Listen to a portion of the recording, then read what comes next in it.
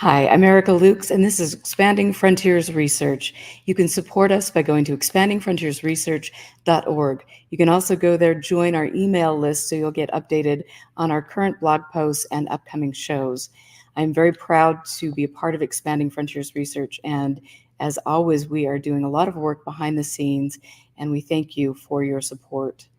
We are here obviously at a different day and time to accommodate our guest today because Jack and I have both been really excited to get him on. He has an incredibly busy schedule. This is going to be a very enlightening and informative and timely interview today.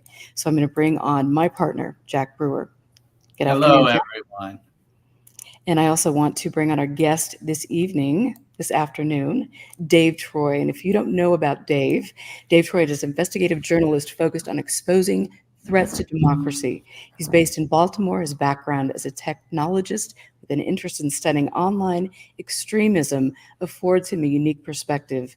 His work has been featured at MoMA in New York, and he is a fellow with the New American Foundation's Future Frontlines. Dave writes regularly about information warfare. I'm a big fan of his, as I've just mentioned, history and politics. He is the host of the podcast Dave Troy Presents and speaks regularly at conferences on disinformation, extremism, and information warfare. So as I mentioned, thank you so much, Dave, for being here. This is a very timely and important topic to me and to everyone that is listening today. So thank you. Thank you for having me on. I really appreciate it. Absolutely. So before we started the show and went live, you had mentioned that in a few weeks you're going to be at the DNC. So tell us a little bit about that. I know you've been mentioning that on Twitter, but I think this year is going to be absolutely electric.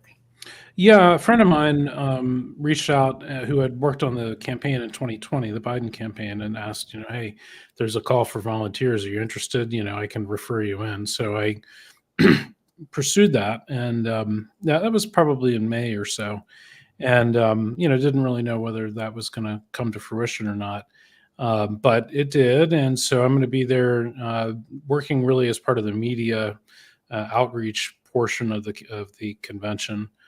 May also be doing some reporting. I'm trying to get a press pass in addition to the other work that I'm doing there, but I'll be there with Jack Bryan, the director of the film Active Measures.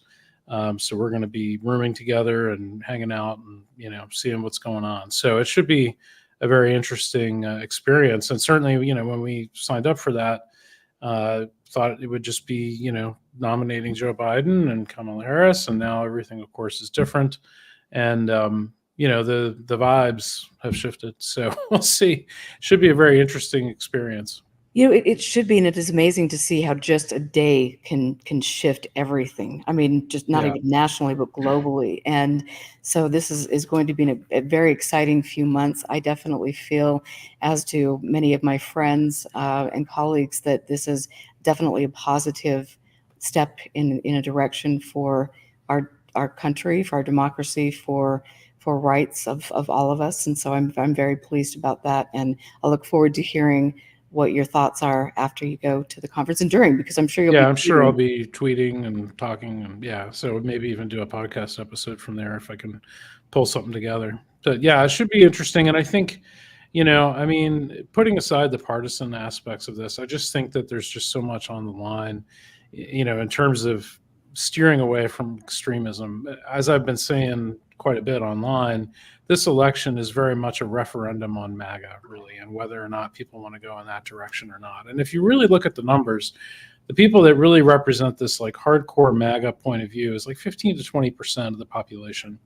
People, one of the biggest lies that you hear is that, it's half the country. Well, it isn't really half the country. It's sort of half of the polling base identifies as Republican.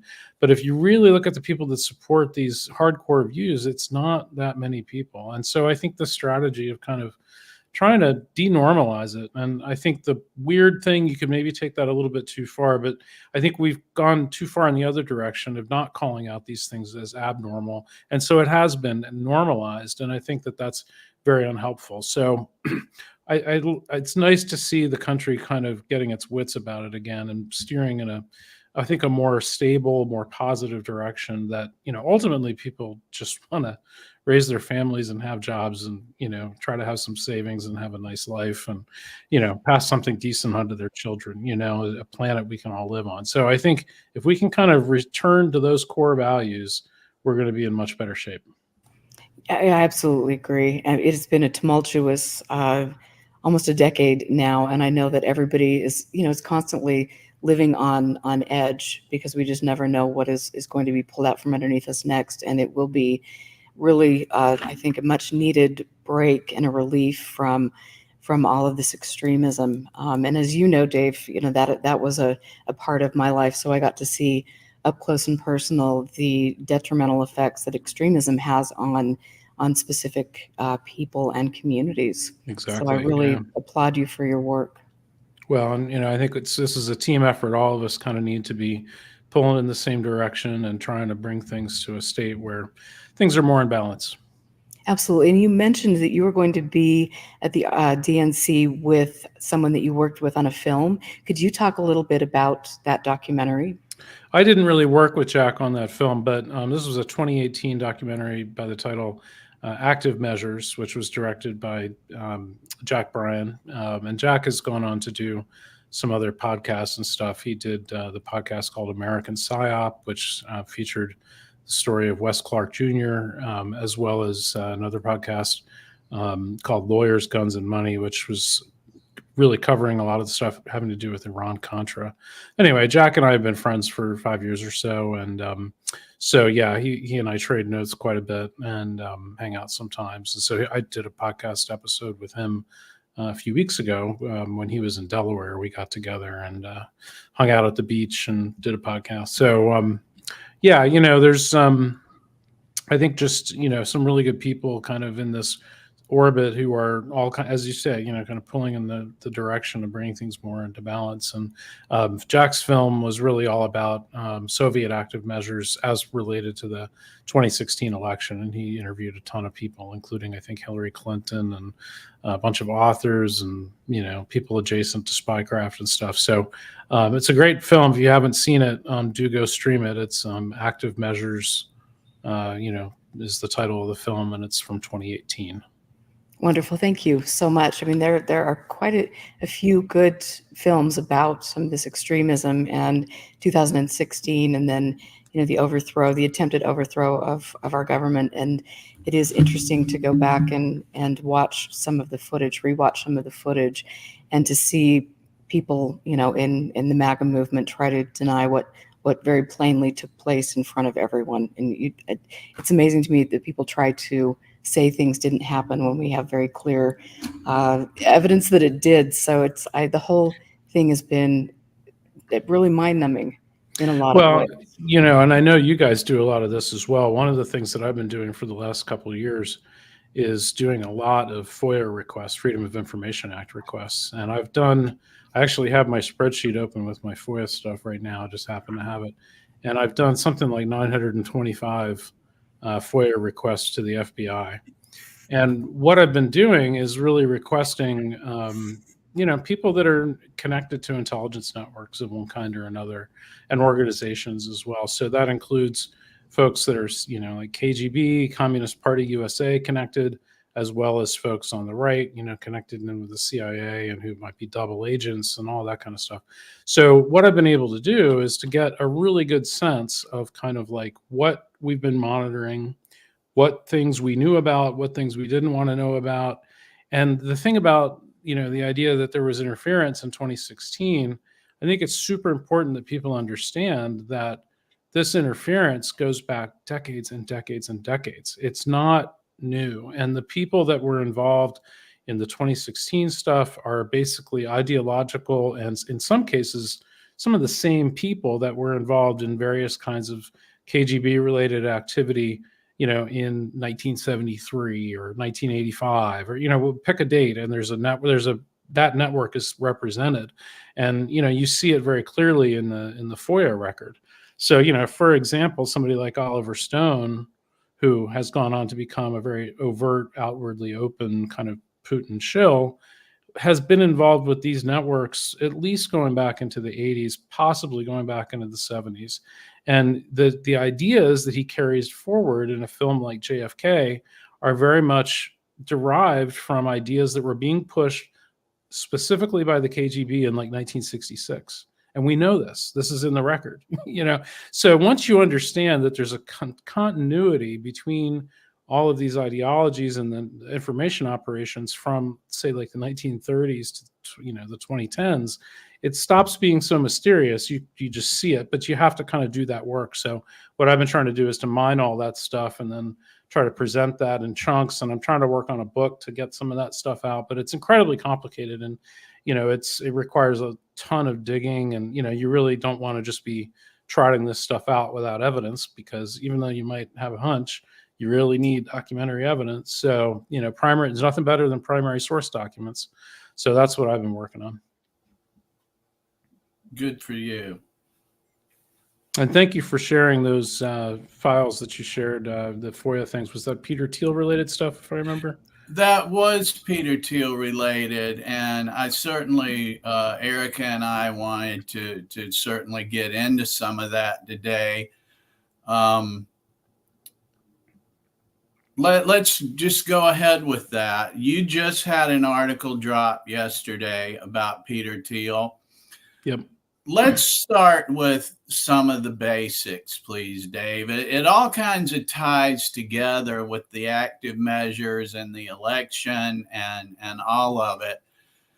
What do you feel the average citizen, average voter needs to know about Peter Thiel's activities and why?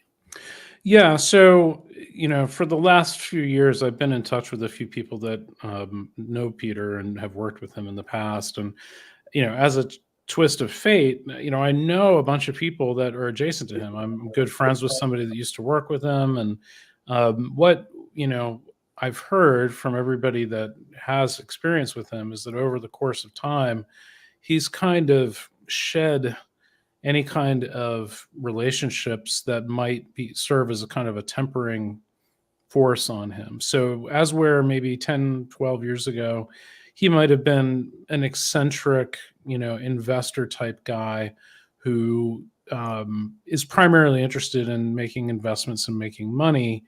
He, over time, seems to have become more extreme, letting his ideology sort of take over everything else. So he, you know, he's broken up, you know, with people that might otherwise have, you know, kind of been more of a moderating influence. So what does that mean? So basically, you know, what he is, he's got a few separate, I would say, beefs with the universe. One is the whole idea of kind of multiculturalism and wokeness. Now, we talked today about wokeness, but for people that are, you know, your age and my age, you may remember that in the late 80s, early 1990s, you had kind of a outpouring of the same kind of, you know, disgruntledness on college campuses, where people were talking about, you know, how bad multiculturalism was, and, you know, we didn't want to, you know, lose cultural identities in the name of cultural blending, and there's a whole kind of almost a moral panic over all this that erupted. There was the book Closing of the American Mind by, I think, Harold Bloom. And so I remember all that being on campus, you know, as a student in the early 90s. And what we're seeing now is really a resurgence of that. But with Peter, he actually wrote a book about that called The Diversity Myth in the early 90s with his co-author, David Sachs, who, of course, has gone on to become quite a vocal advocate for Putin and a whole bunch of other things. He spoke at the Republican National Convention and was sort of roundly panned for his performance because it was so clear that he had become radicalized by his online environment that when he actually spoke to a live audience, they were like, what? Like he's not in touch with regular Republican voters. He's in touch with his weird little Silicon Valley clique, of which Peter Thiel is one. So what we're starting to see is that, you know, Thiel and Sachs and Musk and several others, Joe Lonsdale is another, have kind of networked together to advance their weird ideology. So in addition to the wokeness, the other beef that these guys have with the universe is about money and the nature of money. Mhm. And so they don't like fiat currency. Well, what is fiat currency? Fiat currency is the US dollar as issued by the Federal Reserve. And there's a whole strain of reactionary thought in American life that goes back over 100 years. I would say you can trace it easily to the Civil War. There's probably, I mean, you can trace it to the whole thing with Hamilton and everything as well. But particularly in the 20th century, this became a very dominant, kind of way of thinking, was that, in order to have real money, you needed to have gold. And in order to have a sound dollar, the dollar had to be backed by gold and all of this. And of course, that got sort of upended in 1933 initially by Roosevelt, who made it illegal to hold gold. He had an executive order 6102, I believe it was, that sort of outlawed individuals from holding gold during the Depression, because the government wanted to get as much gold as it could to kind of back its own treasury. And then, things went kind of completely away from gold in 1971 when Nixon unpegged the dollar from any kind of exchange with gold internationally. So what that meant was the, ascendancy of the petrodollar, and the idea that basically, the dollar would be the primary currency through which oil would be traded, which kind of pegged those two assets together. And this was sort of done with a fragile arrangement with the Saudis and, others in the Middle East who were supplying a lot of oil. And that's held, more or less since 1971. But, a lot of these conservative types want to change that, and they want to introduce new hard money. So, things like gold would be nice. Actually, Peter Thiel stocked up on like $50 million in gold bars just to have some handy. Oh, nice. The apocalypse, that was a few years ago, maybe 5 years ago. And then they're also super into Bitcoin and some other cryptocurrencies too. But the idea with Bitcoin is that it shares some of the same properties as gold. In fact, some might argue it's a little bit more gold than gold, in that there can only ever be 21 million Bitcoins. So it's kind of like a bathtub, that everybody's trying to cram into, and it becomes harder and harder to get space in the bathtub, which is why the price of Bitcoin keeps climbing. So these are some of their primary gripes. They don't want to have wokeness. They want to have hard money. I think that people, sort of talk about theocracy and wanting to implement various kinds of hardline religious mandates. And I don't, while Thiel identifies, as a Christian and as a Catholic to some extent, I don't think that ultimately that's what this is really about. I think, based on the conversations that I've had with the people that know Thiel, I think that, he wants to impose his ideologies about the whole wokeness thing and money, and, probably a few other things too. But it isn't really about theocracy. It's more about kind of getting revenge. I mean, one of these contacts of his described him as, the kid who was bullied in high school and wants to get back at his tormentors. And the problem is that he identifies basically all of us as his tormentors. And so, he wants to get back at the universe that, told him he was a geek or, whatever. So that's kind of what we're dealing with. And in that sense, I mean, I didn't put this in my article because it's a little bit incendiary, but, he's a little bit like a school shooter, like in terms of mindset. That's what just came to mind when you. And that was how this contact described him to me, was that, he had that kind of vibe. And in fact, there's an article by Max Chafkin, who wrote a biography of Thiel called The Contrarian. And in that article, he says that, he interviews some former classmates, and they were all like, one of them actually said, we had the feeling that Peter was keeping a list of his enemies and that he might come kill them one day. Wow. So, that's kind of what we're dealing with. And it seems like he's taken up common cause with a bunch of his old PayPal friends. And PayPal was really originally set up to be a new world currency. This whole online auction thing that it kind of morphed into was kind of the killer app that the world needed at that time. And so it just got really big doing that. And so it became very valuable to eBay. But effectively, they sold the company short of what they really wanted to do. So if you look at X.com, that was actually Elon Musk's company that got merged into PayPal. Musk ended up getting the domain back. And now what he's basically trying to do with X is turn it into a payments company, in addition to whatever other kind of world taking over he's trying to do. Finish this unfinished business from the PayPal days, which seems to be what Peter and all the other rest of these PayPal guys are also trying to do. So very big picture, that's what we're up against. Well, that's certainly, it's good to have to have that awareness. And again, that's why I commend you for doing the digging and doing records requests and making sure that you are doing things that a lot of people don't have the knowledge or capability to do, because there's so much going on. And even when I speak with my friends about, the elections coming up, and even Project 2025, or just things that have been on the mainstream corporate media, people don't even have a clue about that. And so to get your information and to share that with others so they have a sense of really how deep all of this goes and how long each of these players have been trying to do what they have been doing, I think that's really invaluable information for the public. Well, what I'm trying to do is to kind of develop a, maybe small but influential audience that, is able to use the stuff that I'm digging up and use it as a signal of what's coming in 3, 6, 12, 24 months, so that they can shape their decision making around that. So there's, I write for Washington Spectator, and it's a small publication, but it has a very influential readership and a lot of policy people inside Washington and stuff. So, that's kind of my strategy with this, is rather than try to, boil the ocean and reach everybody, I want to reach the people who are reachable, and who value this kind of, early warning signals.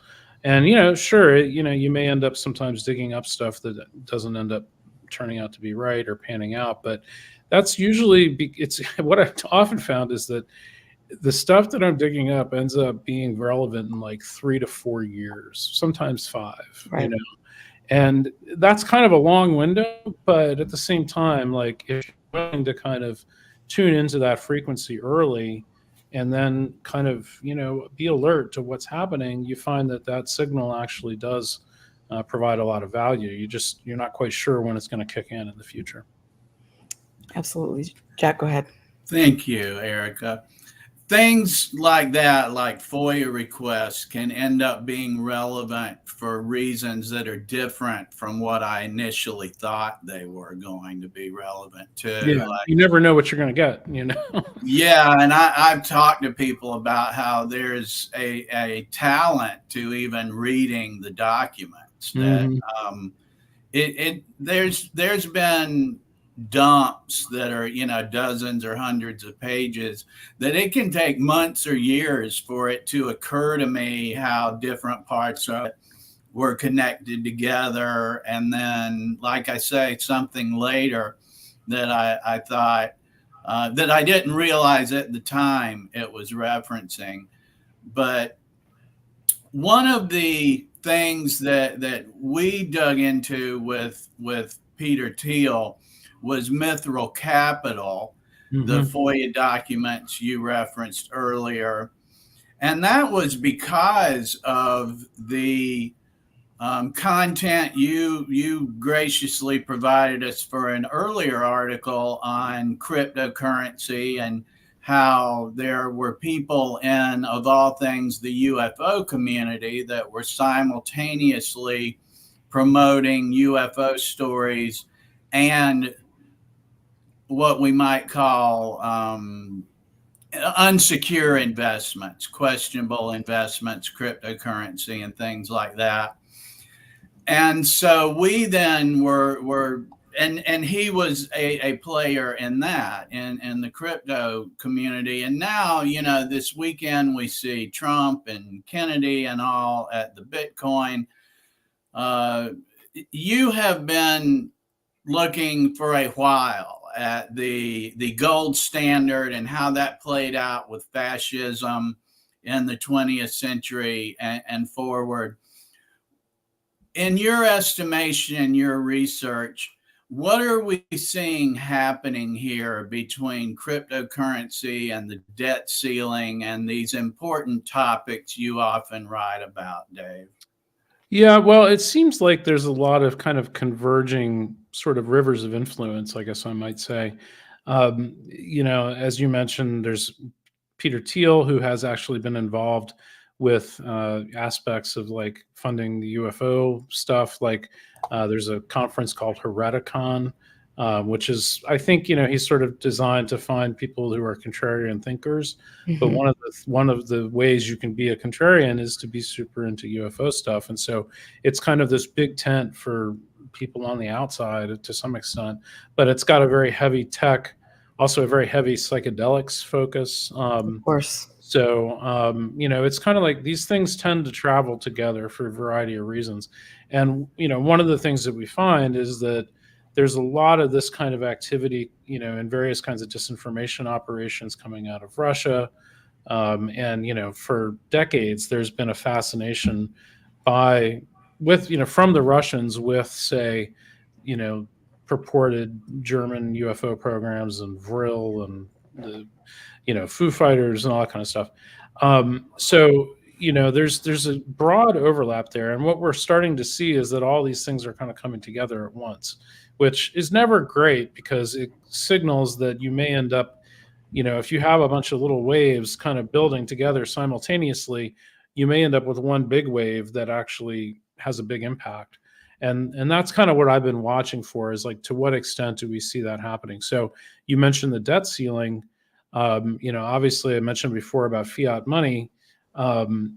This idea that we print our own money and that we keep having higher and higher national debt, which in turn causes us to have higher and higher interest payments.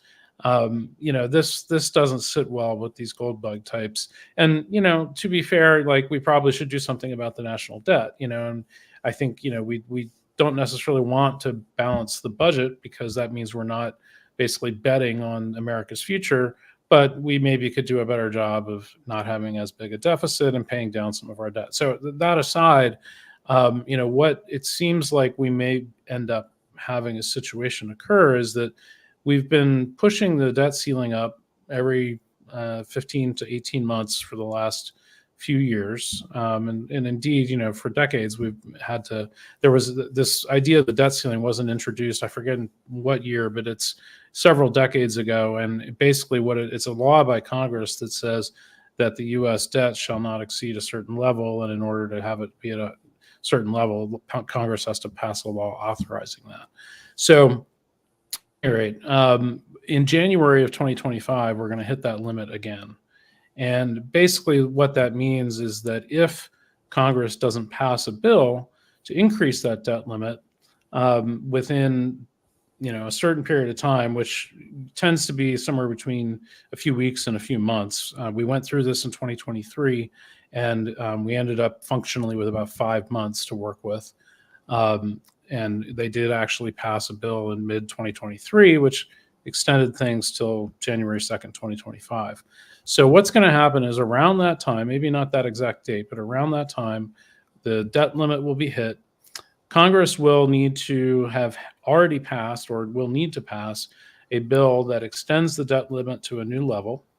If they don't do that, then what will happen is the Treasury will kick in with what's called extraordinary measures, basically, deciding which bills to pay to try to stretch things out a little bit further.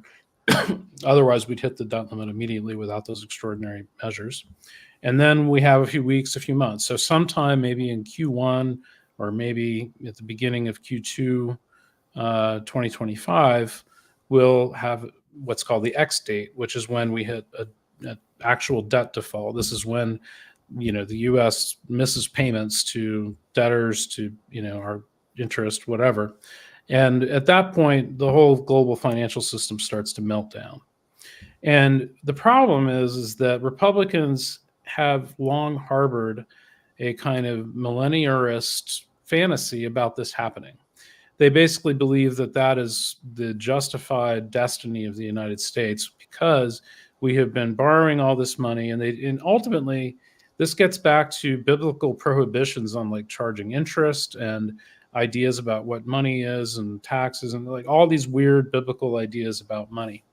So the Christian Reconstructionists, people like Ron Paul and his advisor Gary North, actually put together a strategy called the North Paul strategy that involves the bankruptcy of the United States, the defaulting on our debt, the crashing of the economy, the replacement of the dollar, the ending of the Federal Reserve, and instituting a new gold-backed currency.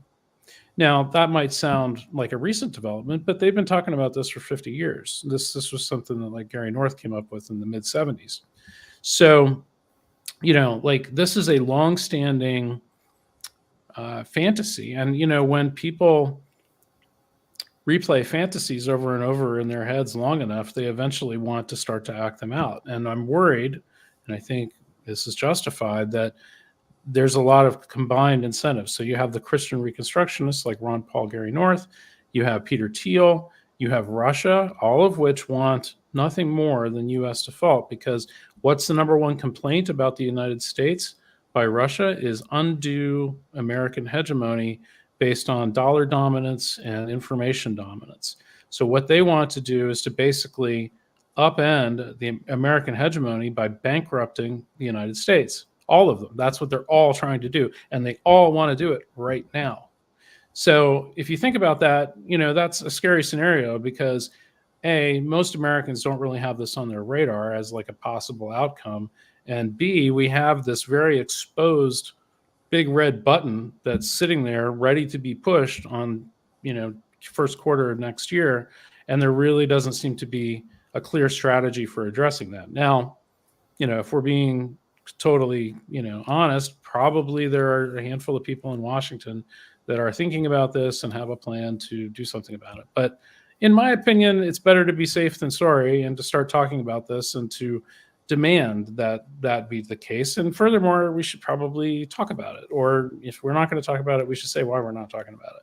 But it's a big danger. And the thing, the reason I'm concerned about this is because like I have savings, I've worked hard in my life to have, a comfortable living, and I don't want my life savings wiped out by a crazy debt default situation. So this is very self-interested in my part. And of course, in serving my interest, I'm serving others' interests as well. But, this is something that should concern everybody. And that's, basically what seems to be playing out right now if we don't take action. I see. Thank you. So what it's kind of tying into here is there seem to be a lot of moving parts that seems to be by design as well, of what we might call right-wing extremism and the ideologies, and what we might consider to be active measures or information operations that are seeded into social media and put upon the public. And if I'm understanding correctly, we even see these parroted by politicians that are either doing it in bad faith or have been influenced by these active measures. In the social circles I travel, for instance, I'll see things like I'm going to withhold my vote in protest, or neither candidate is good, so I'm just not voting, or we need a third party, and things like that. And I think a lot of people's concerns are legitimate, but is it not reasonable for me to think that some of this stuff is grounded in global adversaries' information campaigns to make us distrust the American election, make us I just don't see where it can be helpful for me to decide the thing to do is not vote, Yeah. Well, I think that there's definitely, foreign information warfare that's affecting just the shape of the information landscape in the United States. So that shape, the sort of context in which we're all operating affects what people think. At the end of the day, it's very, very, very difficult to not rely on the context in which you're operating and the proxies that you trust to form your opinions. And, I mean, I think everybody is susceptible to that. You and me, everybody else. I would say that I think people that are, trying to pay attention and are doing hard, scholarly driven work that is attempting to use historian type techniques, primary sources, and trying to get to the bottom of things. And I don't mean this in a kind of online, do your own research way. I mean this in a very academic kind of way. I think we get a little closer sometimes, just because we are trying to unwind that stuff. But I think, even in that context, you have to be cognizant of what your own biases and, cognitive window and cognitive bias is. So, I think it's very hard. I do think that, people like Marjorie Taylor Greene that spout off just like crazy stuff.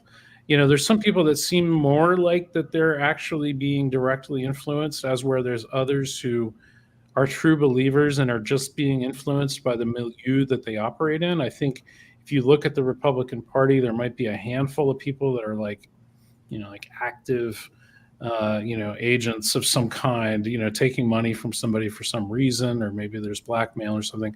But I actually don't think that's the most common case. People, when people do something strange or that they think is inexplicable, they're always like, oh, they must have blackmail on them or compromise, or, they must be getting paid. And I suspect not most of the time.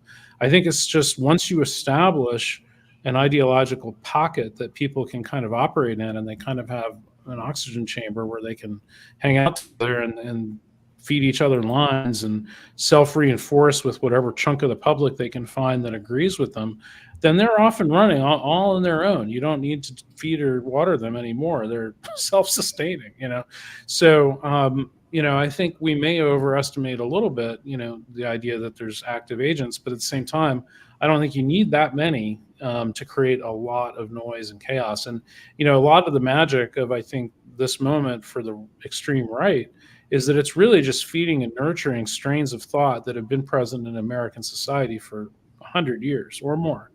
And so if you're smart about it, and this is kind of what I've been trying to do on the other side, is kind of reverse engineer this to, effectively, psychological operations are really just about segmenting out the population and finding distinct chunks of the population that will respond in a certain way, and get them to behave in a certain way, or to, sort of present themselves in a certain way. And what you're in effect able to do, if you're smart about it, is you can play a society like an organ. If you properly segment out the society, you can hit them with payloads that then make them act a certain way. So the thing about it, though, is that works both ways. On the one hand, you can use it to nefarious ends, but on the other hand, you could use it to foul those nefarious ends. So I think one of the interesting things that we're seeing right now with the Harris campaign is that they're doing a really effective job of finding slices of society, whether it's white men or Latinas or, black women or whatever, to sort of speak up and say, hey, this sector over here we represent. And what that tends to do is to demystify the idea that, the extremist side represents like half the country, and to show that there's just all these factions that actually aren't down with any of that. Right. So I think, there's a lot of promise there. And, I think it's a fraud environment, to be sure. But I think when the going gets tough, you got to kind of learn to play the same games and do so ethically, but, limit the effectiveness of the bad guys. Absolutely. And so, I love this conversation. When you look at Peter Thiel, and I want to go back to, you mentioned some of the groups that he was involved, the conferences that he was sponsoring. To give us a little bit more information about that, and also why would, say, a conspiracy mindset or the UFO world be an attractive target for people that have agendas like Peter Thiel? Well, you have to remember that one of Peter's, obsessions is the idea of kind of being a contrarian, like literally one of the questions that he would ask people and, on his team or people he'd meet is, what is something that you believe strongly that no one else does? And the reason that he would ask such a question is because if you come across somebody that really believes something strongly that no one else does, and they turn out to be right, then, if you're talking about a business or something, that could be a very lucrative bet, right? You're talking about somebody that maybe the odds of them being right are 1,000 to 1 or something. But if they are, then the payoff is huge. So from an investment kind of standpoint, that's not a crazy thing to, be interested in. So what he kind of has done, though, is to turn that from being just an investment thesis or a filter for his VC fund to being more of a filter for finding people that he thinks might be useful to advancing his broader societal view. So, for example, at this Hereticon thing that he funded, you have a bunch of people, who are interested in psychedelics and UFOs and nuclear energy and, body modifications and weird foods and, just weird stuff. Mhm. And I mean, I'm all for weird stuff. I mean, at the end of the day, that's kind of the beauty of America, right? Is we Right. have this beautiful, diverse, pluralistic society where people can be themselves and do whatever they want, and that's fantastic. But he was kind of using it as a top of the funnel for a radicalization pipeline to some extent. So also like the effective altruism stuff is represented in that network. Just a weird grab bag of stuff, and when people start to spend time around each other and there's an incentive for radicalization to occur, you end up actually radicalizing people. And so I think that's sort of where that was going. Now, I don't know whether that particular conference is still going on. I haven't looked recently. It was probably a year ago I last looked at it. But, but there's other things too, like Balaji Srinivasan, who's a friend of Peter's, did a conference last October in Amsterdam, which I attended, called the Network State, which is all about basically upending nation states and replacing it with people who want to form their own country on the internet. And the idea would be that you would be a citizen of this networked state, and then the networked state would have a treaty with other countries, real countries, to allow them to travel freely, and you'd have like a network state passport. And this is sort of an abstraction, but the idea is that they really, really want to upend nation states. And so that kind of is its own contrarian idea. Now, one thing I'll point out about something like the nation state or the network state conference, as well as the Bitcoin conference last week, was that they're overwhelmingly male. And I imagine that's true at the Hereticon thing too, although I did notice a little bit more female participation in that. But when you go to these things, it is like, how at a normal event, like the women's room has like a long line and the men's room has a less long line, or if it has any line at all. At these things, the line for the men's room is like 80 billion people long, and the women's room is like nobody. I saw it. I'm not sure if you posted that, but I did see a Yeah, photo of that on Twitter. Yeah, so. And it was the same deal at the Network State Conference. And so, having been in tech for a really long time, I know that this is a phenomenon that occurs with like early tech stuff. And it's not totally fair to say that it's like, because it's sexist or won't ever have any appeal to women. But a lot of times this, there's two cases that it could be. One is that it's early and the women just haven't shown up yet. The other case is that this is weirdly male stuff that appeals mostly to men. And I think that may actually be more the case with this. Because there's actually, Bitcoin and whatnot's been going on for, 10, 12 years. And, it really hasn't managed to attract an audience that's very balanced yet. It's still super hyper male. And it's mostly younger men, not entirely. There's, older men involved in it too, and some women. But it's, what's interesting about it is it's kind of this young men who have kind of lost faith in society, and they also don't necessarily have anything to lose. So there's no floor to sort of, there's no downside for them to participate in stuff like this. Like, oh, I had $5,000, so I put it into crypto. I got lucky. I made 100 grand. I parlayed that into 200 grand. Now I'm a baller, and of course, that's great. You got $200,000 or whatever. But if you screw up, you might lose all that in a heartbeat. And that's not really a position that most people that have some kind of actual savings or something want to get into. They want to just get reasonable, steady returns over the course of a long time. That's how you build real savings and wealth potentially. So I think there's a fundamental tension between, these kinds of young men looking to get rich quick, living in a world that they think has no place for them, and say normal people who have a job and a living and savings, who want to have a nice retirement and maybe pass something on to their grandkids. So anyway, that's kind of what we're looking at, and it's crazy stuff.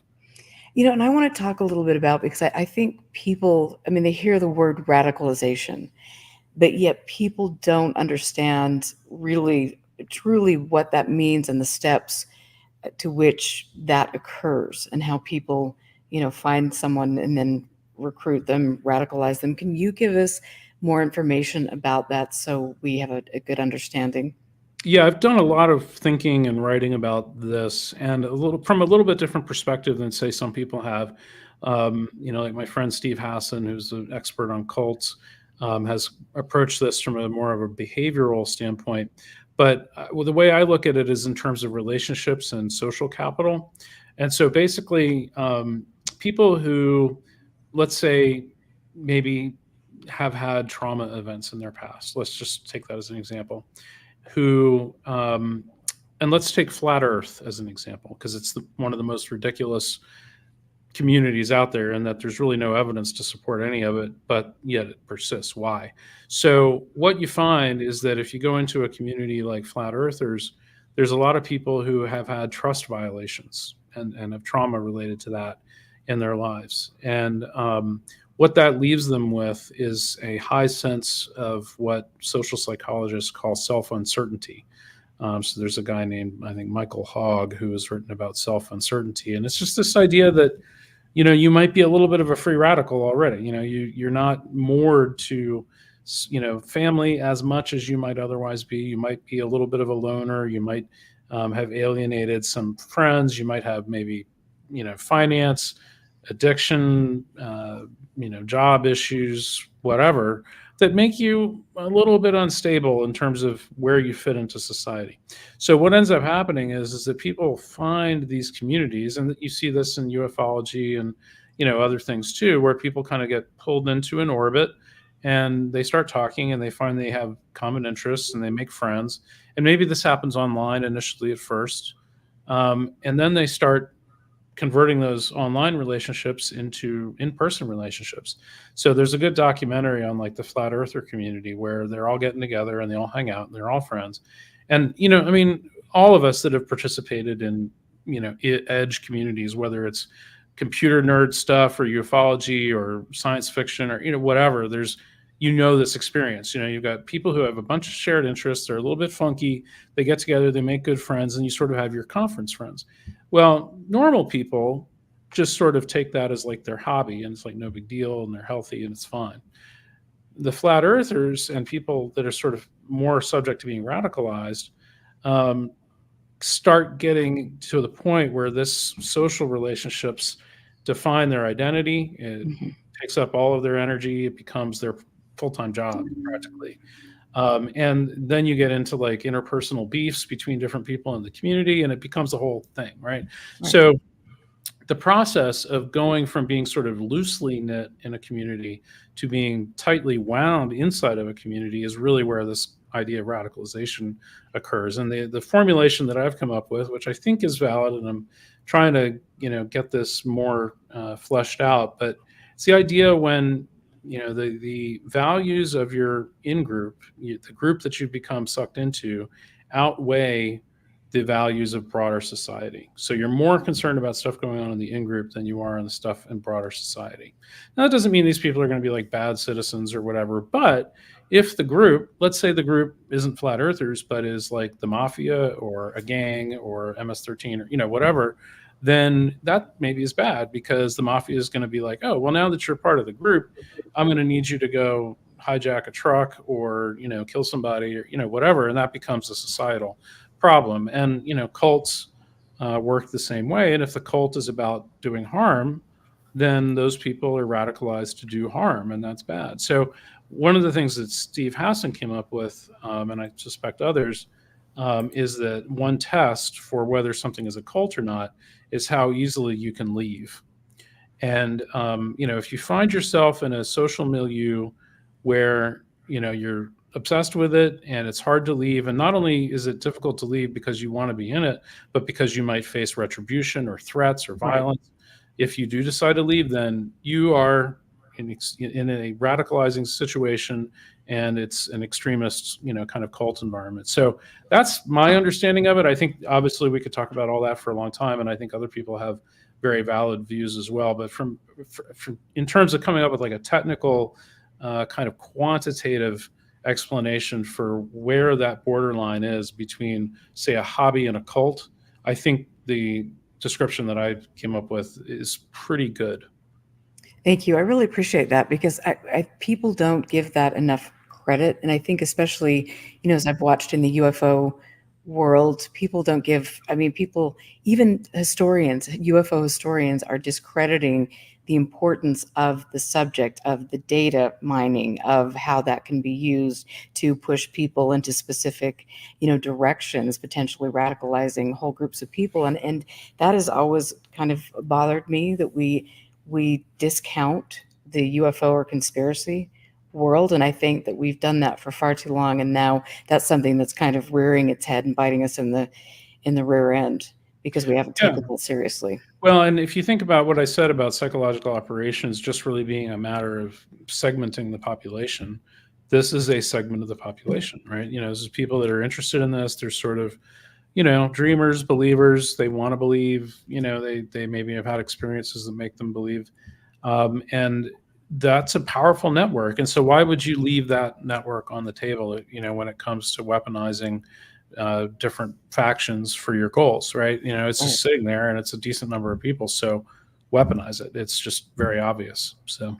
Right. Thank you. I appreciate that. Because like I said, I know Jack and I have tried to speak out about that many, many times, over the years. And I think now, as we watch kind of the fever pitch that we're moving, in our country towards, or we're at right now, and we see, Luna and Burchett and all of the people, Corbell and that whole group of people front and center with a lot of these, it is very fascinating. It's alarming, and people need to give it more credit than they've given it, and see it for what it is.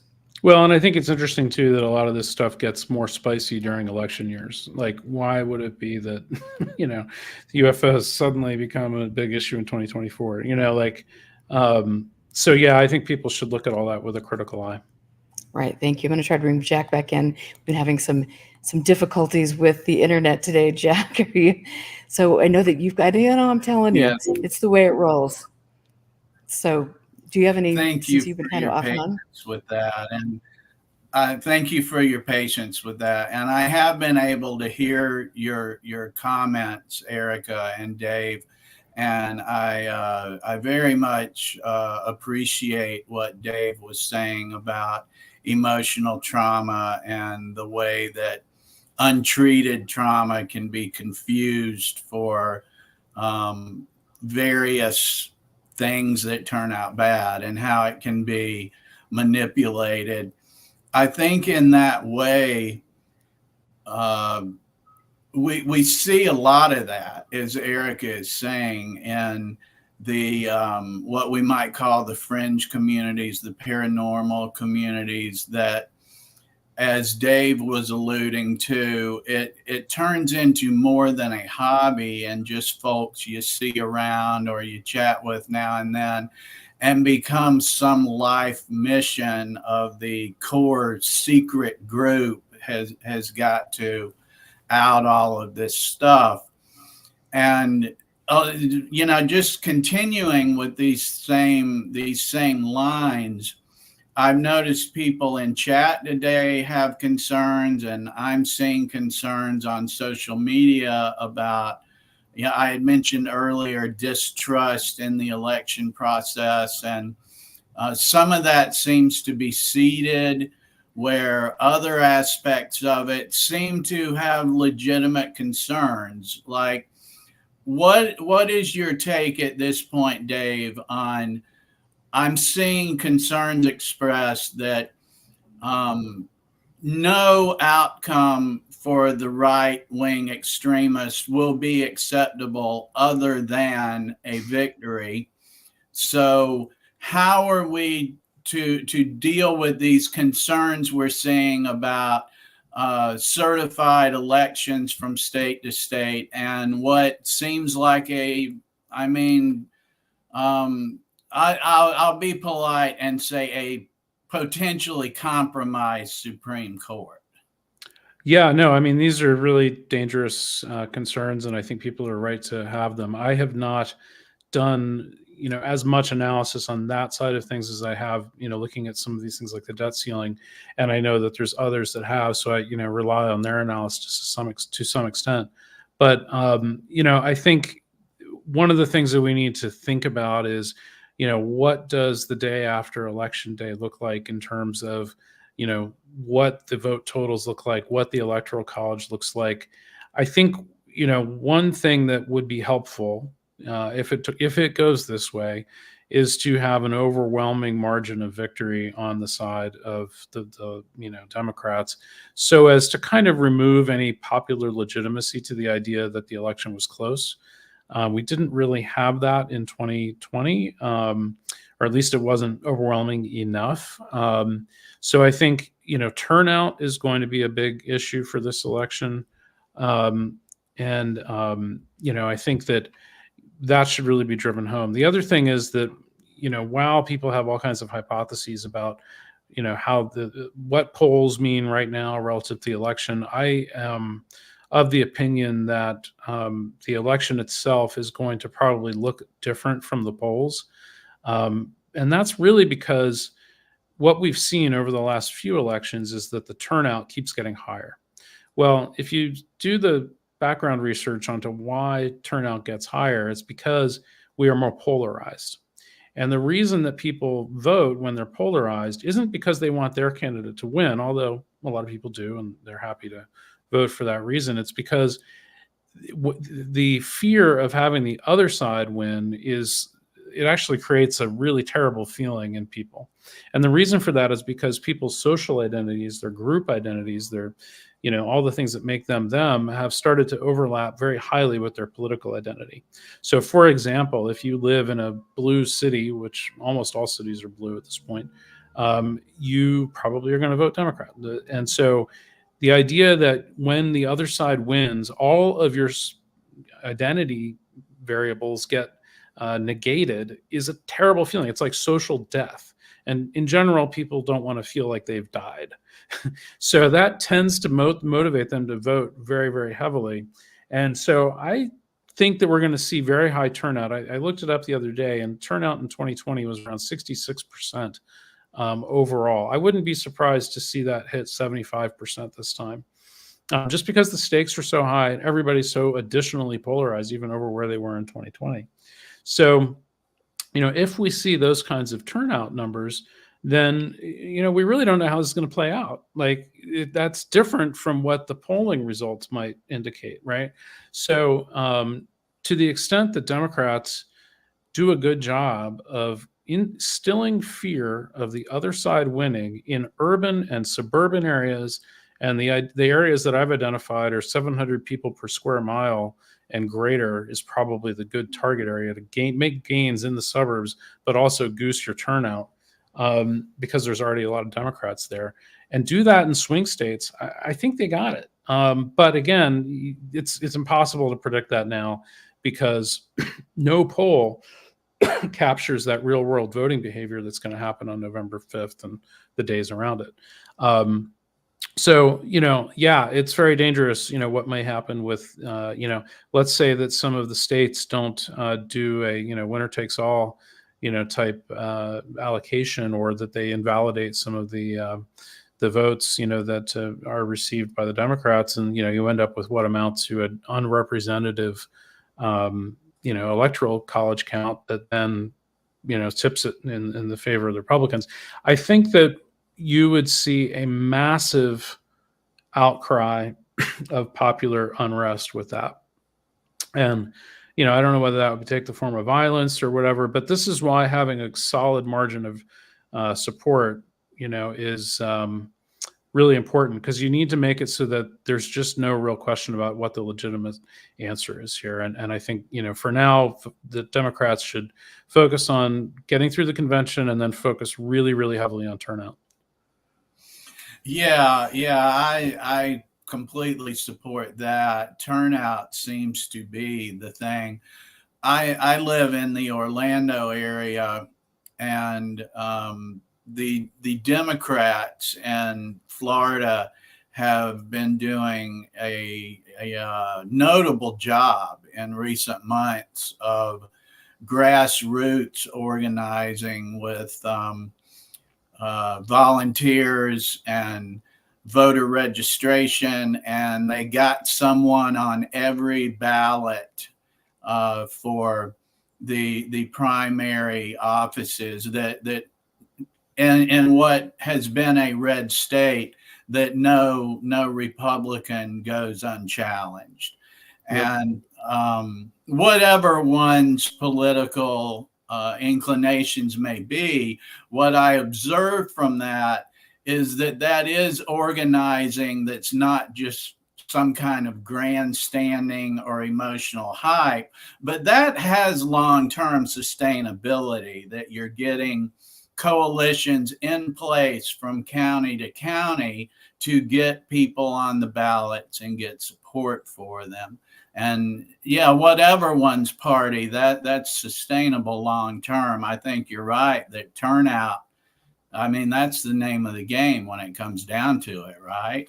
Yeah, and one thing people underestimate is that the Democrats, and particularly the sort of Biden machinery, has had a very good ground game, in place for a long time. Like, they've been doing this, they have people in place, and it's very much part of their strategy. From what I'm hearing, and just what press reports are, the Trump camp has been historically bad at field operations, and so to the extent that they are going to go out and mount field campaigns, they have to go build these things up, and they're all kind of ad hoc and weird, and who knows whether they'll execute well or not. One of the dangers of throwing sort of things wide open with, say, asking Biden to step down was, if for whatever reason you had like an open convention and you didn't settle on a candidate until, say, August 22nd, there'd be no opportunity to really transfer over a lot of that ground game. You might have people that had been supportive of Biden who aren't supportive of whoever the new candidate might have been. So it was really essential that if Biden was going to step down, that it be A, be his decision, and B, that it be Harris that took it over, because she could inherit both the money and the ground game reasonably seamlessly. And it looks like that's happened. I think any kind of open convention process would have been a complete disaster. And I'm really glad we avoided that.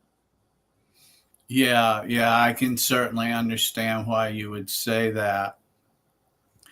Another thing that we see with these types of situations, going back to discussing how people are influenced in their beliefs, is as we go from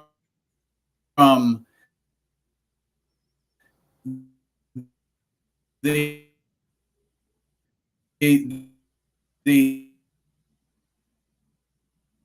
He might be. Yeah, Jack, I think you're freezing up again. So I try to read into these friends. Can you hear us, Jack? Can you hear me? Yeah, can you start over again? Of course I can. Where I was headed with that, Dave, is in these different fringe communities, one of them being the UFO, the UAP, that made its way into significant aspects of Congress and the political landscape. There are people in that community that feel like it's a major issue, and that because of their echo chambers and their social circles, they think this is something that is being discussed and is a hot topic, and they're just like the flat earthers. They're all eyes on this one topic. From your point of view, in the Beltway, has the UAP UFO thing kind of fallen by the wayside? Are you still hearing rumbles? Is it old news? What's your general take on that, please? Yeah, so I've been, as you know, kind of keeping an eye on that for the last few years, and you know, from my perspective, it seems to me as if most of this is an information operation that comes out of, say, like the networks connected to like the Institute of Noetic Sciences and Project Stargate and Danny Sheehan and a lot of these old timers from the 70s who kind of first pioneered a lot of this stuff. And what we're seeing now, and the reason I keep an eye on it, is because so many people in that network have ties to both the KGB and the CIA. And what's going on there is very difficult to parse, and it's not entirely clear, and we may never know.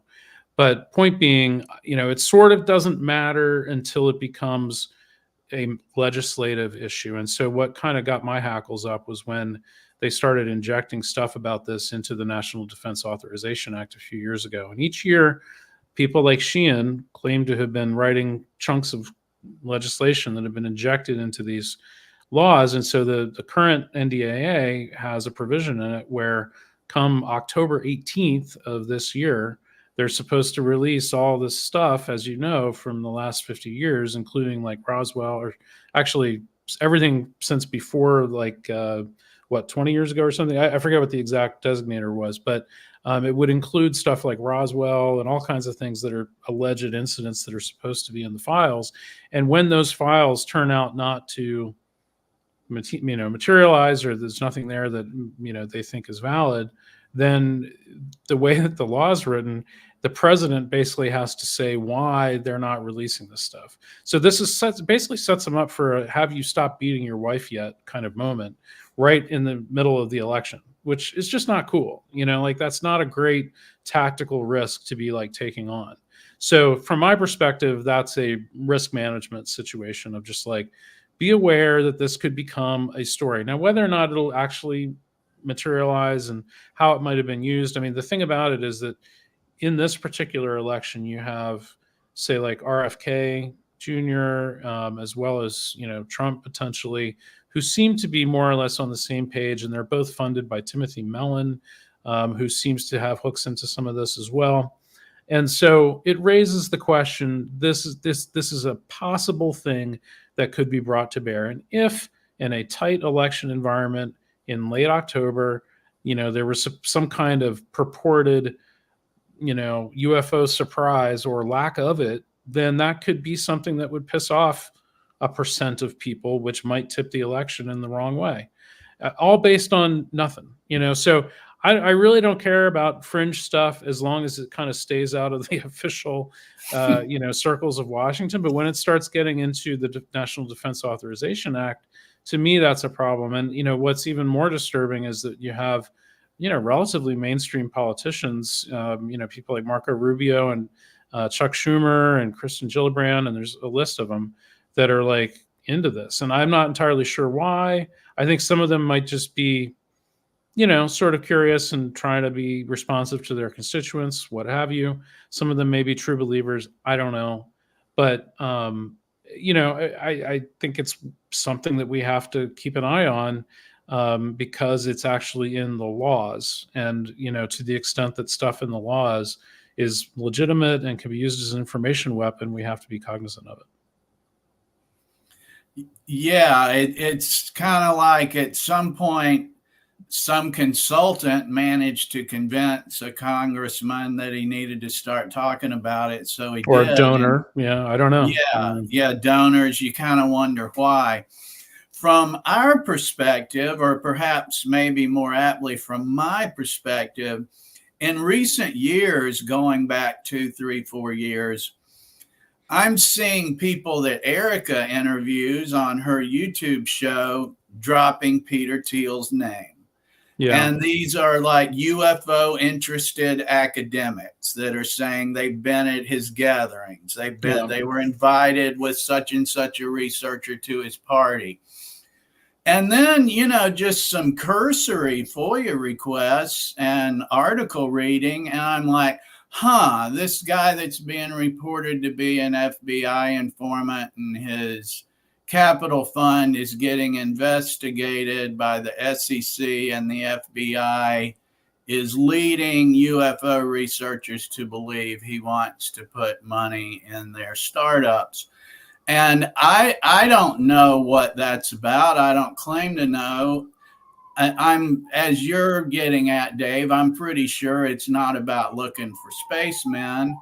And I'm pretty sure that it matters in some way, shape, or form. Like, I don't know what they're doing, but any number of communities, subcultures have histories in this where they're willing to turn a blind eye on the angel donor and asking why the angel donor is interested, as long as it's funding their special interest. And Erica and I were a little bit more concerned about why would these controversial people be funding things like this.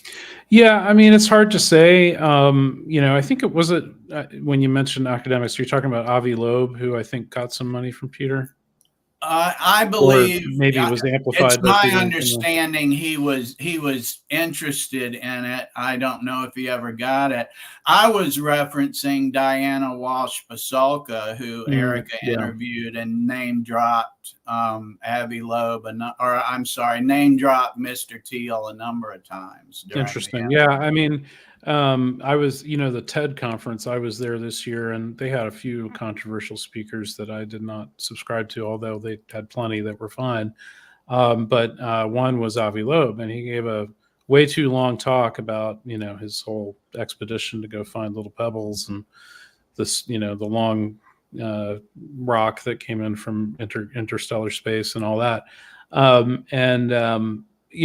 think that one of the things you see with somebody like Peter is that he has the power to kind of legitimize folks like that and get them in front of mainstream audiences. Now, of course, so does Scientific American, and I believe that's probably part of why Ted felt comfortable highlighting this, because there was a big thing in Scientific American about it. But, again, it's kind of like, these networks do have the power to kind of popularize stuff. And, to the extent that, another thing that I've thought about, and I think we've maybe discussed this before, is that if you have a bunch of people who believe that the government is not telling the truth, then one potential cure for that is, why do we have the government anyway? Why don't we overthrow the government? Or why don't we, take over the government and demand what we want to have, and then we'll see how it goes. But if you can incite animus against the government, then, that might be compatible with a whole series of other things that they want to do. And we know for sure that Peter Thiel is an anti-government person. Like, that's known. So, to the extent that all of that kind of fits the same theme, maybe that's one reason why. I mean, an even darker theme might be that, they're in cahoots with Russia and, are deciding to, jointly overthrow the government, and that they have a kind of a 10-point plan for doing that. And this is one of the things, but that requires, more coordination, which maybe is less likely. Well, let me ask you really quickly, and sorry to interrupt, Jack, but I wanted to talk about Snowden, because Snowden was also, on the big crypto the Bitcoin conference. So the Bitcoin, excuse me. And so can you talk a little bit about Snowden? Well, I mean, there's one thing that kind of is most glaring about Edward Snowden at this point in time, which is that he lives in Russia at Russia's pleasure. So, if he's going to go appear at conferences, it's because Russia says that that's okay. It's not going to be because, like, he's got some magic internet connection and super encryption and is evading detection by, Putin and the security services. Like, this means that it was state sanctioned by Russia, as far as I'm concerned. Others may feel differently, but I would challenge you on that. So, it seems to me, based on just mapping out all the networks that, we've observed over the course of the years, is that Snowden and Assange and Flynn, and there's a bunch of them that are basically sort of aligned in the same pocket. Seem to be part of a anti-Western operation of some kind or another. Maybe they didn't start out that way. Maybe they got sucked into it over time. Maybe they just sort of found themselves in the middle of it, and that's just the way it played out. But I think that's a little naive. I think looking at this in hindsight, it is not unreasonable to say that Snowden was sort of, trying to achieve these kinds of outcomes all along. And again, I know some don't agree with that assessment, but based on my broad review of all the available evidence that I have right now, none of which I would say would prove that. It's just my impression based on the preponderance of the evidence. Thank you. Yeah, the Snowden story is one that really challenges my bias, because I really want to believe that it was a heroic series of actions. Yeah, And the I more wanted to believe that back then, but yeah, the more I learn about it, the more I question, well, why didn't he this and why didn't he that? Yeah, and why did he end up hanging out with these specific people? Why did those people take the arc that they took? It's just too hard to believe at this point that he was not intending to achieve this outcome. Yeah, and you were saying about the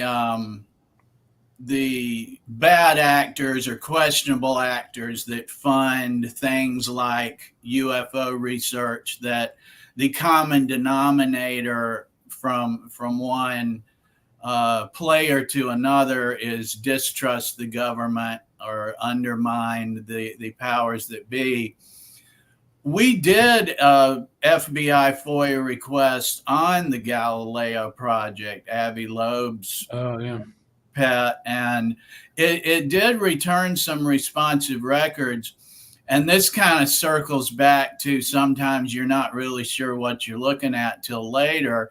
It's an FBI communication about the general project, what the project principals state they're doing, who they are, how much money they've raised, and it's not clear why the FBI is looking at it. Yeah, that would be my main question in looking at that file is, what's your interest in this? Were you asked to investigate it? Is this a counter intel thing? Like what are you looking at? Yeah.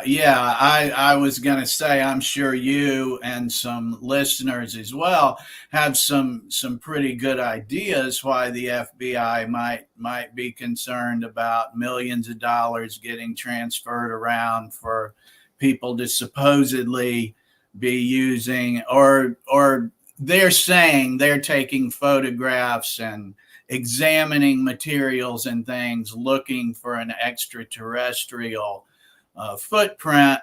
But as our research has shown, these kinds of things go back decades and decades of Harvard's astronomy department being under investigation from the FBI. And that was a huge hotbed of communism. Harlow Shapley at the observatory. I think I've kind of determined, based on my 900 some FOIA requests, that Harlow Shapley is like the ground zero of like so much stuff. He was involved in every CPUSA front organization that there was in like 1953. It was amazing. So yeah. Yes, indeed. And his statements were used, disseminated by NICAP, the National Investigations Community on Aerial Phenomena, as supposedly indicative of academics being pro-UFO and pro-interplanetary space travelers were visiting. And yeah, I mean, this stuff has a history. And there's times I feel kind of like I stumbled into it through the UFO stuff, but then the UFO stuff kind of falls by the wayside in this bigger picture that brings me to the work of people like you and the things that I see you doing. Yeah, no, and I feel the same way. I started looking into some specific disinformation networks, maybe 10 years ago. and wondering like, why are these people acting this way? What is their deal? Who funds them? Where do they come from? And when you just pull the string and figure out, okay, this is where they came from. This is the networks they're connected to, and really do rigorous network mapping, you end up at the Harvard Observatory. Like, it's the same stuff, and so what I'm finding is that by taking like, I don't really have a hypothesis about what's going on. When I do this work, I just start requesting data and I start finding the data, and then I connect it together and I look at the primary source documents. And so this is my process when I get a new FBI response. And these days I get one almost every day, because these things take a long time to process. So I'll probably be getting one every day for the next 5 years. But when I get a new one, I read it, and I'm trying to set up some like AI and machine tools to basically read the documents for me and pull out any names that are in there, see if those names are ones that I know about or not, and if they seem relevant, then I can request files on those, and then I'll get those files, and then I'll get more, and I'll get more and more. And what you find, it's like mapping out a little tunnel network. Eventually you kind of get a sense of like the scope of the whole thing. And obviously you could keep doing that forever, and that's not terribly productive. So what you find is that, after, a couple thousand requests, you're going to have a very good map of kind of 20th century counterintelligence stuff, as well as criminal activity and whatever else. And you'll have a sense of how it's all connected together, particularly, if you're able to bring to bear some data tools and things to kind of help you do that and amplify your own human intelligence. And that's kind of what I've been focused on, is developing tools to do stuff like ingest like an entire YouTube channel and transcribe that and stick it all into a searchable database and things like that. Because who can watch thousands of hours of stupid videos online, and there's plenty of them. So what you need is to basically throw that at a machine, and then use the machine to pick out the things that are relevant to what you're trying to figure out. And that can be useful, but that's a lot of work. And I'm, lucky to have some of the skills to be able to do all of those things at once, which not everybody is. And so, trying to share that work out and, make that, available to others too. So I would be extremely interested in that and supporting your efforts on it. In just our couple of years, we because, I was requesting files prior to that, FOIA requests. And you start to kind of get a rhythm and you get the hang of it. And, when you see something in a magazine article or a statement from an agency, and you just have your little template and shoot off the request, you do start regularly getting them. And just in Expanding Frontiers couple of years, we have a growing number of records we have not closely examined.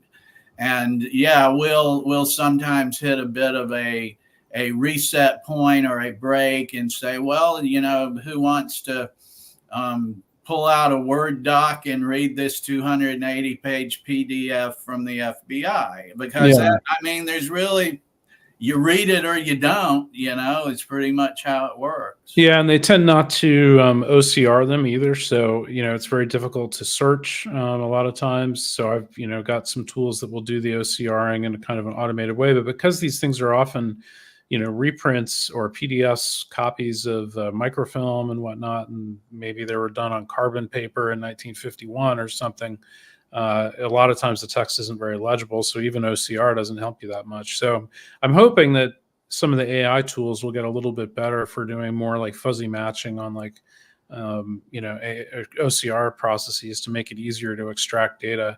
There's some new tools. There's a thing called RAG, which is like retrieval augmented generative AI. I did a podcast with Gary Marcus yesterday that talks about that a little bit. But basically what that'll let you do is just take an entire corpus of like documents and then use that as a basis for a generative AI query. So you can ask it like, who's in these documents? Make me a diagram showing all the people involved and stuff. And I think, on the one hand, I think a lot of the AI stuff has a lot of problems, but for things like this, it might actually be pretty useful. And it's, for a large extent, it's kind of available now. So might as well use it if it's available. Yeah, absolutely, for sure. And so let me just ask you, just to be selfish here for a moment, about Bigelow. I know that the last time you were on our show that we had talked about him, but now as we see his, an in-your-face campaign donations to DeSantis and then Trump and the way he is shaping Nevada politics, and then you, as you were mentioning, Timothy Mellon and things. Can you give us an idea of what you think now, if anything has changed in the past year, what you think Bigelow's motivation was for dipping his toe into the UFO world? Yeah, I mean, it's hard to say, and you guys probably know better than me. I mean, I've been observing that kind of, maybe from a degree away, but I guess my initial impression with all of the Skinwalker Ranch stuff was that, that was a great way for him to make a bunch of money, by having, oh, there's this weird place and we need to be paid to do all this research on it. And was it, who was it, Harry Reid, that he got to, and of course he was like a true believer, and God knows why, and whatever, like, and you raise some interesting points. Like you've got other players like Brendan Fugel, and or is it Brandon Fugel? I forget which, but anyway, Correct. yeah. So these people that are higher ups in like kind of Western politics and maybe even Mormon politics, I think is kind of interesting. And then you also have Spencer Cox, who just has come out in support of Trump and whatnot. And of course, he seems to be, my friends tell me, you tell me if I'm wrong, but my friends tell me that he's tight with the Mormons. Oh, yeah. And, not that there's anything wrong with the Mormons per se, but, I think it's just important to recognize it as a network influence.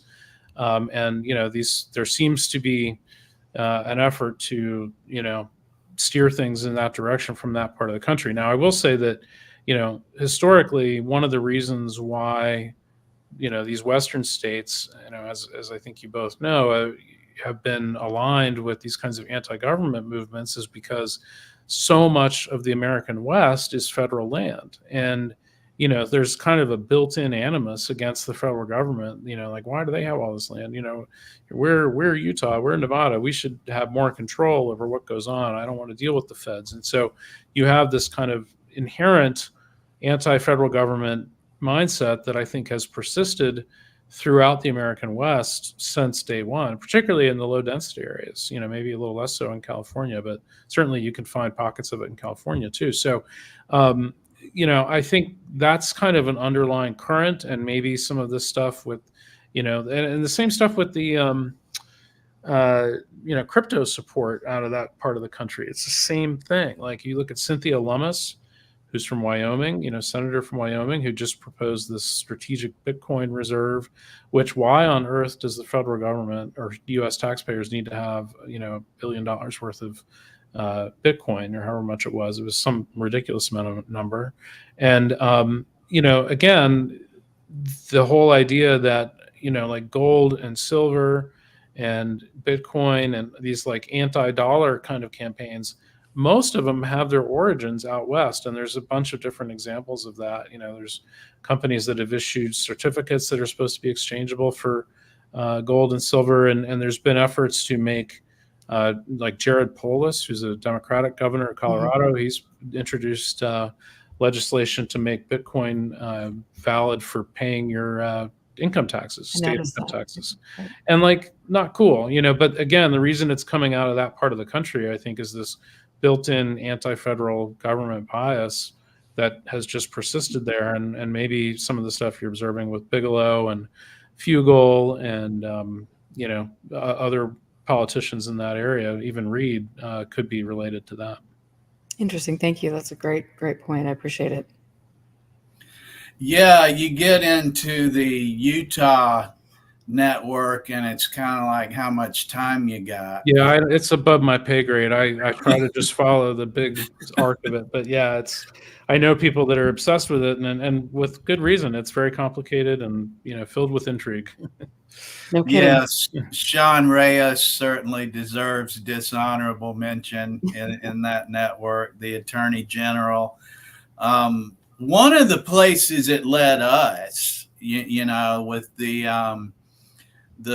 cryptocurrency, UFO melding where these guys were going to conferences that were attracting UFO people and talking about UFOs for 2 or 3 minutes, and then essentially doing a crypto coin presentation. One of the things that attracted our attention about that was one that I'm sure many people will have heard of called SafeMoon, that was being talked up, I'll say, by Brandon Fugel, the recorded owner of Skinwalker Ranch. And so as we looked into that, we found, this peculiarity and that peculiarity. And then Mr. Fugel was sitting on the Utah State blockchain committee. And that committee was releasing statements like wanting Utah to be the next Wall Street of cryptocurrency and things like that. And they also had an attorney on that committee that was warning the committee to tap the brakes, that he saw some problems with the full scale promotion of cryptocurrency and decentralized banking, they were calling it, and things like that. Yep. And then as we're looking into this, the FBI and SEC roll up the SafeMoon CEOs that were operating in the greater Salt Lake City area. And one of them, last I was aware, is still a fugitive. They have warrants for him, and he hasn't been located yet.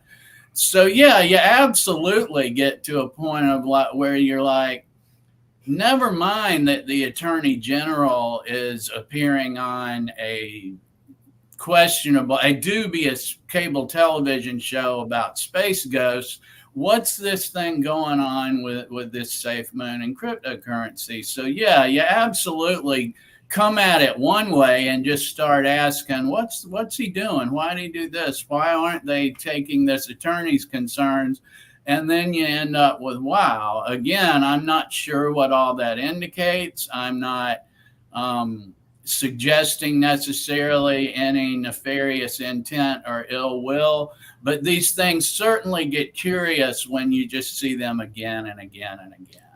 Yeah, and you look at Cynthia Lummis again. I mean, she was just this week talking about setting up I believe this was University of Wyoming. She was talking about setting up a Bitcoin research institute, at the University of Wyoming. There's been a bunch of interest about, setting up laws that make it possible to do stuff.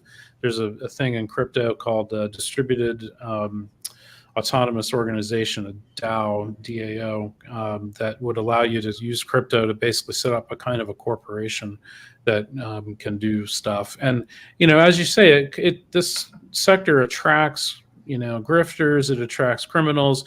I think, one of the things that I try to push back against is that people just say, oh, crypto is only good for money laundering and organized crime, and it's not good for anything else. We don't have to worry about it. It's just bad.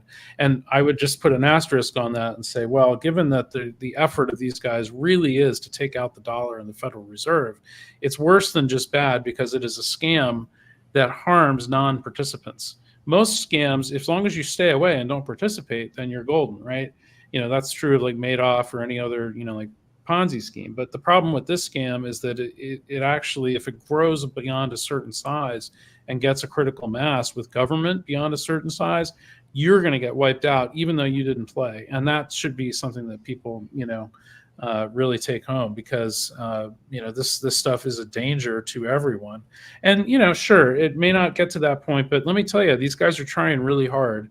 And the thing that we don't know, this is the old Donald Rumsfeld quote, we don't know the things we don't know.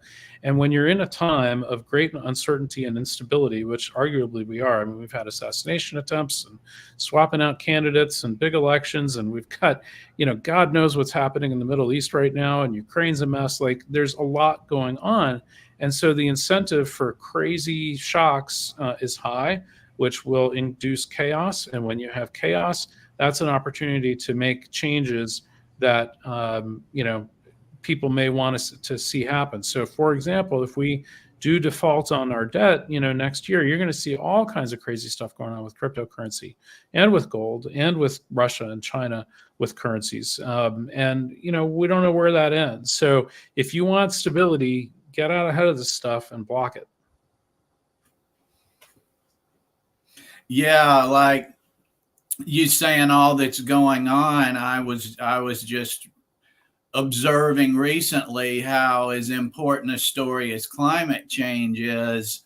In the past few days, it's kind of taken a back seat because there's just only so much that we can take as a culture to prioritize at any one time. Well, and it's, here we are and it's summertime and each day, is like, oh, was today the hottest day on earth ever? Well, maybe. And frequently it is, at least within certain geographies, it's, we're breaking records all the time. And I think people also have an inherent understanding right now that, something like this current election in the United States is kind of existential because, if Trumpism is sort of reaffirmed, then the idea that we're going to do anything about climate anytime soon is kind of game over. So I think people are focused on winning the election so that we can do things about climate. I think climate is built into the stakes for this election, and people know that, which is why people are just like, let's get the election done, and then we'll start talking about climate because we'll need to.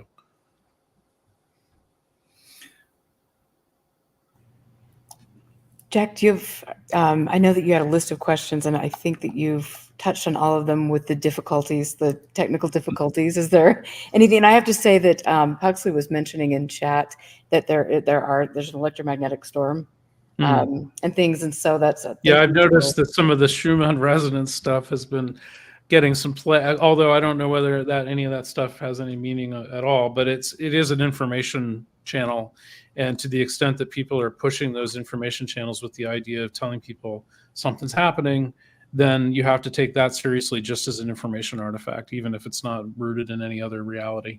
Oh, interesting. I've been watching that for a long time. Okay, can you go deeper into that? Because I would like to know. Yeah, so one of the things that you'll see coming out of some of the FSB linked disinformation cults, which I'll not name the one that has currently issued a fatwa on me, so as to not inflame them further. But there's one in particular that has been putting out all kinds of apocalyptic videos about how the sun is going to have all these sunspots and the Earth's magnetic resonance is shifting and we're all going to transition into 5D and Yellowstone is going to erupt and the entire world is going to go through a cataclysmic geologically driven change that will reshape life on Earth for the handful of people that live through it. And of course that's probably not true. It's probably just the FSB pushing out propaganda.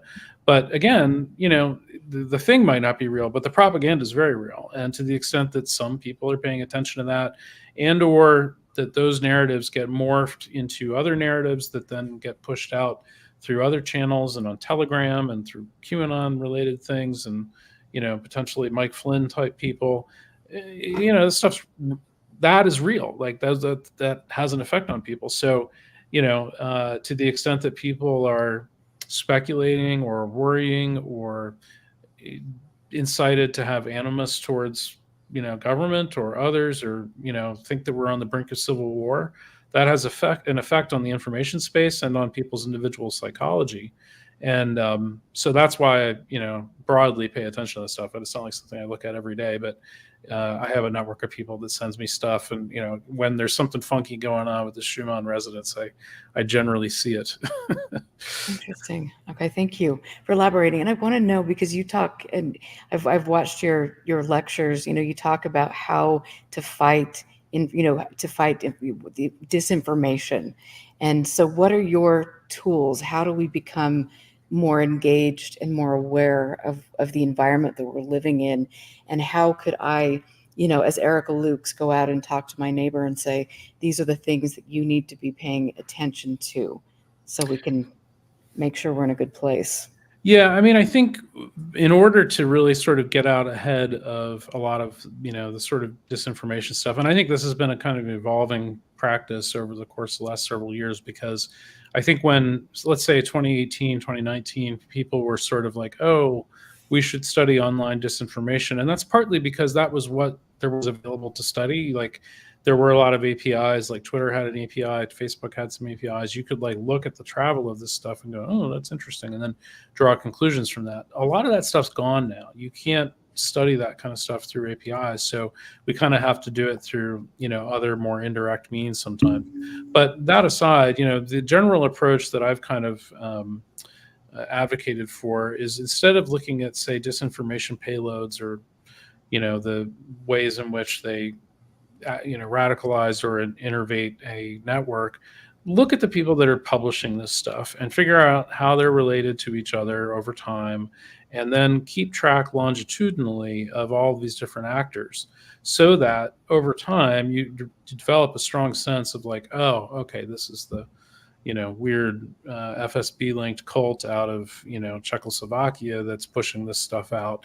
That's why this stuff looks that way. And then you can start alerting the public to, like, yeah, there's a weird cult in Czechoslovakia that publishes stuff like this, and when you see this weird stuff, it's them. And so kind of like breaking it down into, like, easily digestible chunks, so that you can kind of inform people, like, kind of like where stuff is coming from, what their intentions are, what their worldviews are, what their connections are.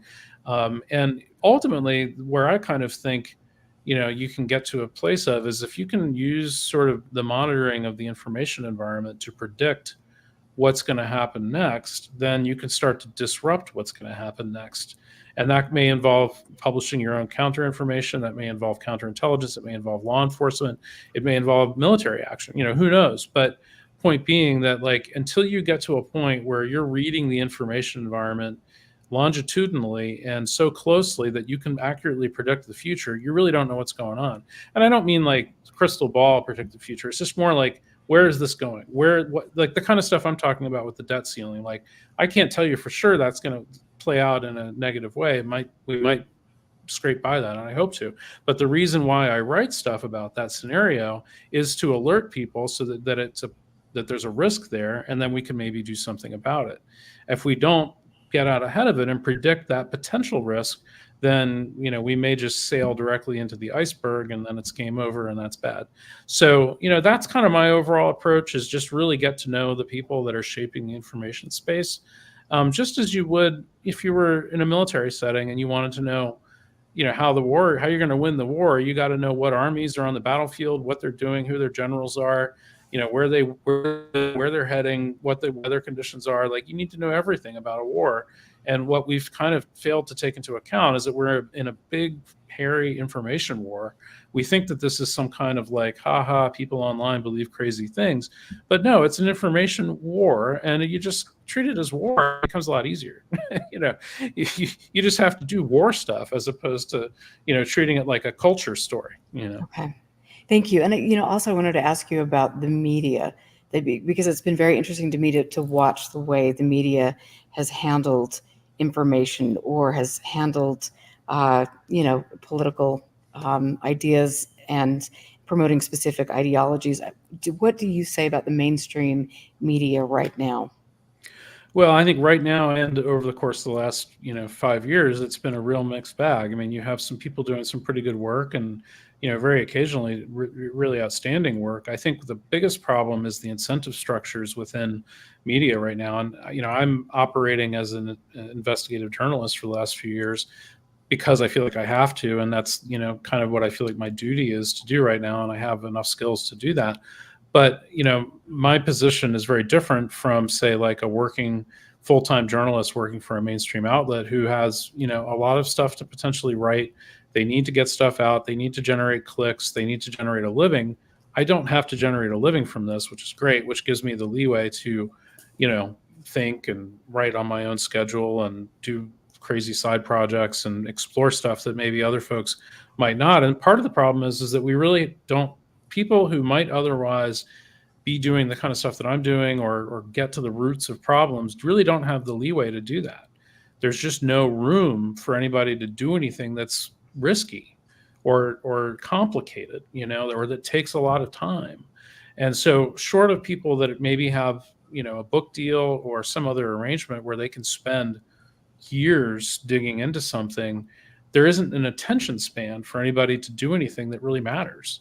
So most of what we end up getting in the media is this kind of reactive 24-hour news cycle kind of stuff. And the problem with it is that if you're basing an article, say, on stuff that you pulled in over the course of like 24 or 48 hours, that's not going to say anything because there's not enough information there.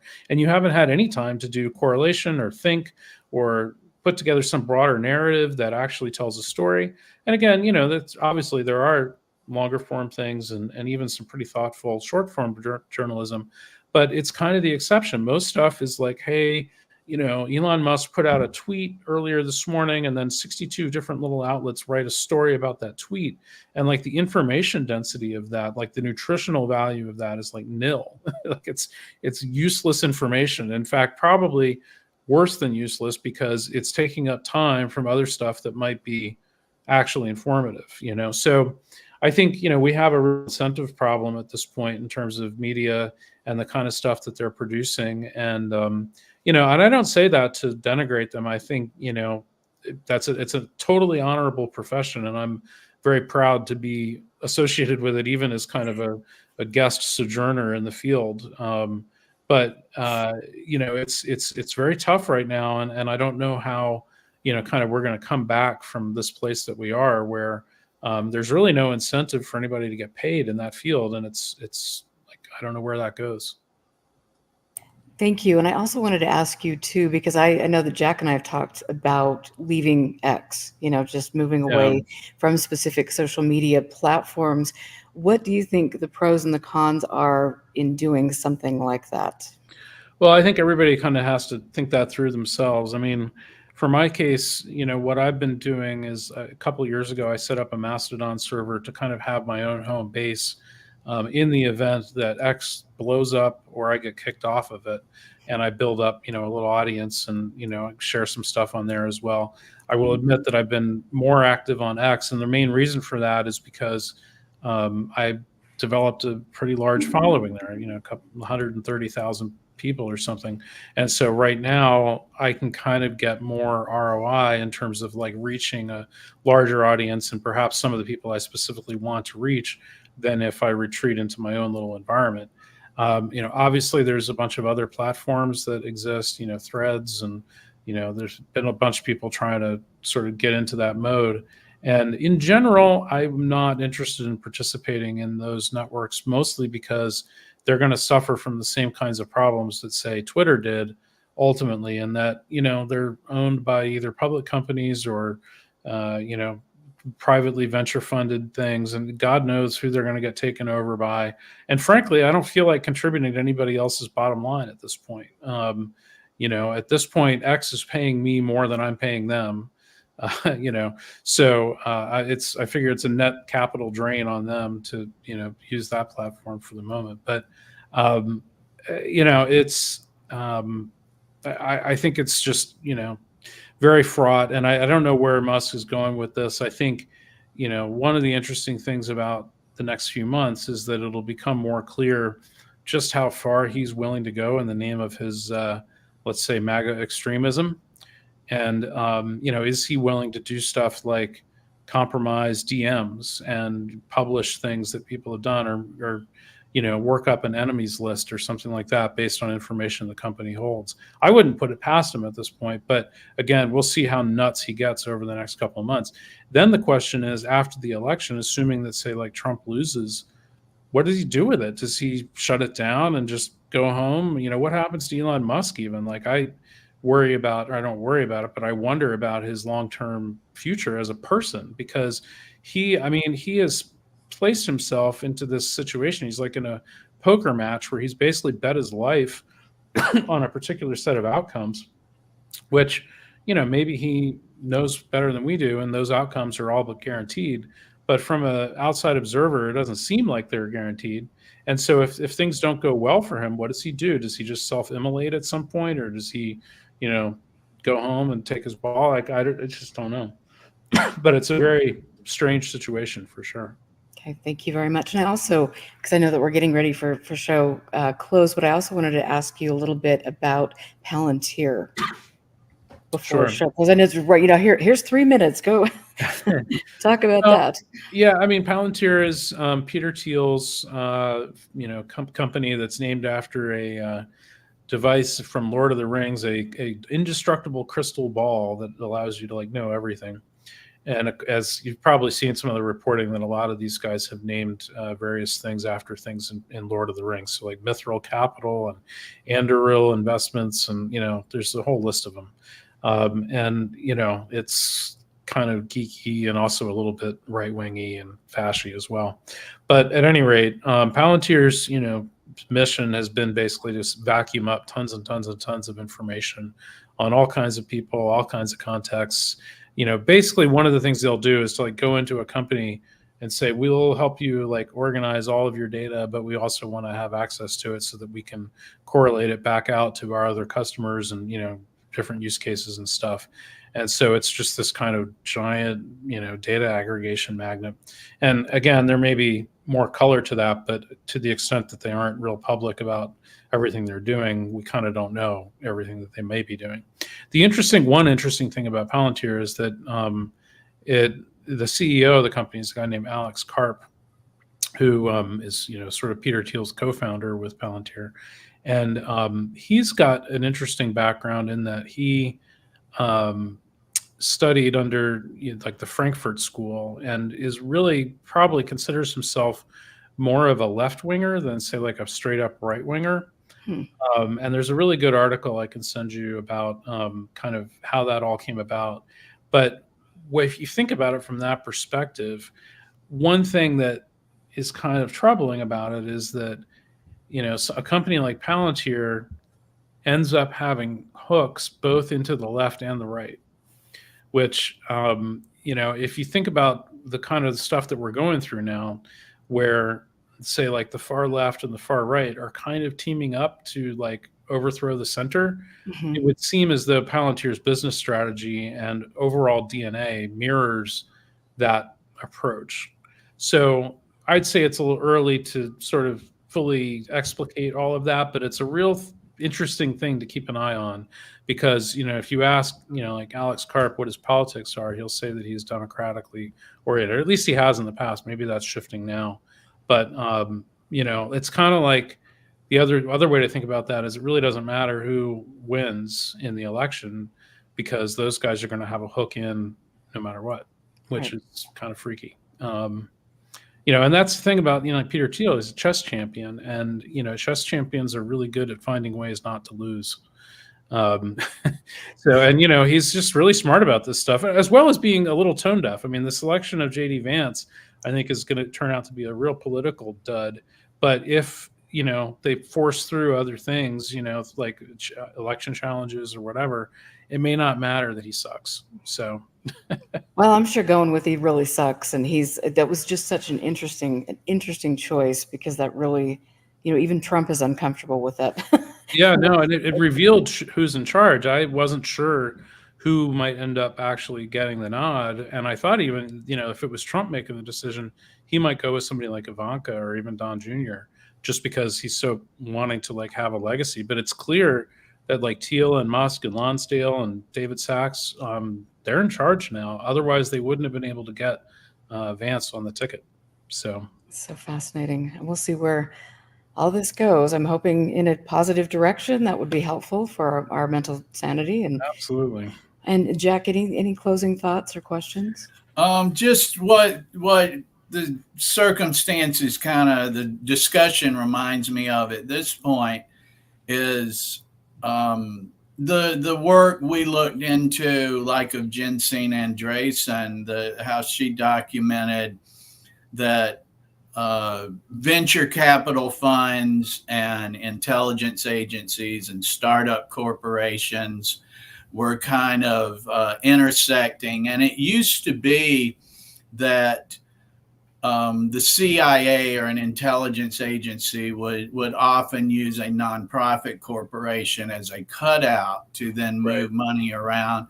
But we have just gotten into such a desensitized point in our nation's evolution that they don't even bother anymore. They have special government employees and SGE that is appointed and can act in the interest of a contractor, an intelligence agency, a military branch. And this obviously, when coupled with venture capital, is all about making money and ensuring power and future decisions. And as Dave is getting at here, the players that are best at keeping the most doors open as different milestones pass, of course, do the best at it. But I'd really like to thank Dave for joining us. It's always a pleasure.